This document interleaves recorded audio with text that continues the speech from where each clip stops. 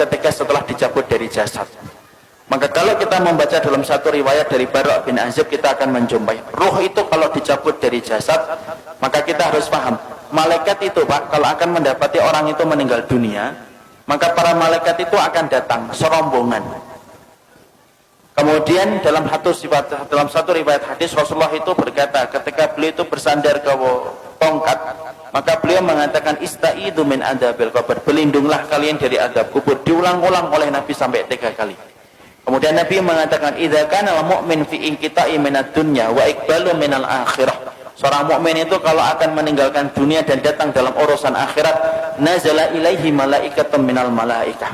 Maka akan datang serombongan para malaikat-malaikat. Kalau yang didatangi itu adalah orang yang beriman, yang datang malaikatur rahmah bersama dengan malaikat maut. Malaikat yang mencabut nyawa, penamaan yang benar bukan malaikat Israel, tapi penamaan yang benar itu malaikat maut. Dia datang serombongan bersama dengan malaikatur rahmah. Para malaikat kemudian di mana? Fajalasu inda mudil basar. Para malaikat itu duduk sejauh mata orang itu ketika memandang. Makanya orang kan kadang-kadang kalau mau meninggal dunia begini. Itu bukan melihat tatapan kosong, tetapi dia melihat sesuatu yang tidak pernah dia jumpai seumur hidupnya. Mana malaikat itu kalau yang akan dicabut adalah orang yang beriman, malaikat itu akan membawa 2 barang. 1, kafanun min akfanil jannah, kain kafan dari surga. 2, hanutun min khunutil miski, dan yang kedua itu akan membawa minyak wangi yang diambil dari surga. Setelah kemudian duduk sejauh mata memandang, yang akan datang, yang turun 1, malaikat maut di atas kepalanya. Setelah dicabut semuanya sempurna, malaikat maut selesai tugasnya. Kemudian diserahkan kepada malaikatur rahmah. Kalau dia orang yang beriman, dibalut sama kemudian kain kafan yang diambilkan dari surga, diberikan minyak wangi dari surga. Itu loh Pak, masalah pakaian itu saking pentingnya. Ruh itu aja masih dikasih pakaian. Makanya orang kalau sampai ngeremehin aurat itu kebangetan. Karena ruh saja ditutupin itu, kemudian bagaimana dengan kain kafan yang diambil dari surga.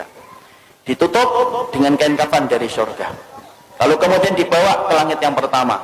Setelah dibawa ke langit yang pertama, Rasulullah mengatakan fastaftahu lahumul bab. Mereka meminta supaya dibukakan pintu langit yang pertama. Pintu langit yang pertama terbuka. Kemudian mereka memasuki pintu langit yang pertama. Karena sesungguhnya langit itu ada 7 lapis. 1, 2, 3, 4, 5, 6, 7. Satu lapis dengan lapis berikutnya sejarak 500 tahun perjalanan. Lapis yang kedua dengan lapis yang ketiga 500 tahun perjalanan. Atasnya Pak ada pohon bidara Pak, makanya dinamakan Sidratul Muntaha. Sidrah itu bidara, Muntaha itu puncaknya langit. Di atas langit yang ketujuh ada lautan. Dari dasarnya sampai permukaannya 500 tahun perjalanan. Di atasnya tempat yang begitu besar. Itulah nanti kemudian yang menjadi salah satu tempat arasy-Nya Allah. Maka naik itu melewati langit yang pertama. Seluruh para malaikat gemuruh Pak, cuma kita tidak mendengar. Kita tidak pernah mendengar itu, makanya dijadikan, kenapa pendengaran kita terbatas?